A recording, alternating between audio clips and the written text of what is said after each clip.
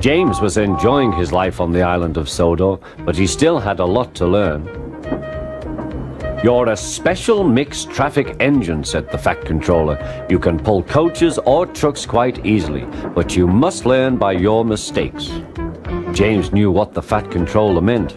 He could well remember that dreadful accident on his first day. "Be careful with the coaches, James," said Edward. "They don't like being bumped."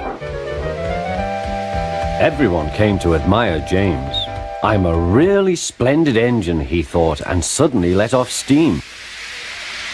A shower of water fell on the Fat Controller's nice new top hat. Just then the guard blew his whistle, and James thought they had better go. Go on," he puffed to Edward. Don't push," replied Edward. The coaches were grumbling too.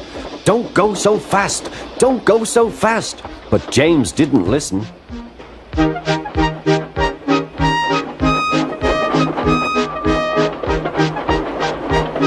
When at last they stopped at the next station, 2 coaches were beyond the platform.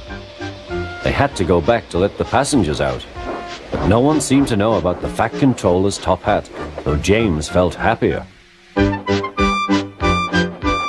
Presently they came to the station where Thomas was waiting with his 2 coaches. "Hello, James," said Thomas. "Feeling better?" "That's right." "Oh, that's my guard's whistle. I must go. I don't know what the Fat Controller would do without me to run this branch line," and he puffed off importantly. Edward and James passed the field where James had had his accident. The fence was mended and the cows were back again.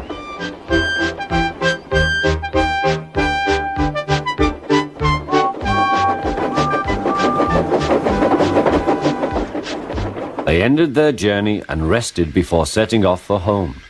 James was still wondering what the Fat Controller would have to say about his top hat.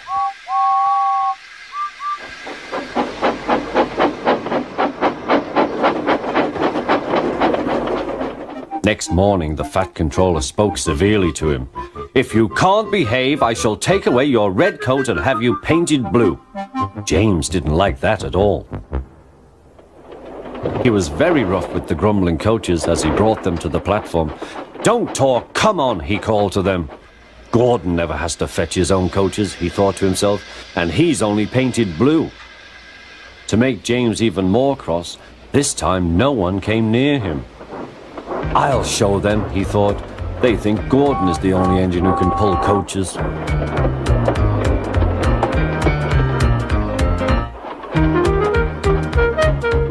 Hurry, hurry, puffed James.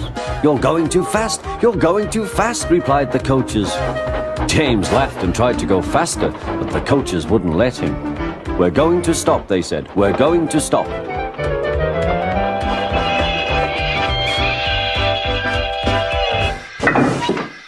"What's the matter?" James asked his driver. "The brakes are hard on. Leak in the pipe, most likely. You've banged the coaches enough to make a leak in anything." "How shall we mend it?" said the guard. "We'll do it with newspaper and a leather bootlace," replied the driver. "Well, where is the bootlace coming from?" asked the guard. "Ask the passengers," said the driver. "You have a leather bootlace there, I see, sir," said the guard to a smartly dressed man. "Please give it to me." "I won't," said the man. "Then," said the guard, "I'm afraid the train will just stop where it is." The passengers all said what a bad railway it was. Then they told the man how bad he was instead. Everyone was very cross.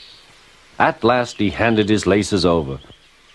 The driver tied a pad of newspaper tightly round the hole in the brake pipe, and James was able to pull the train.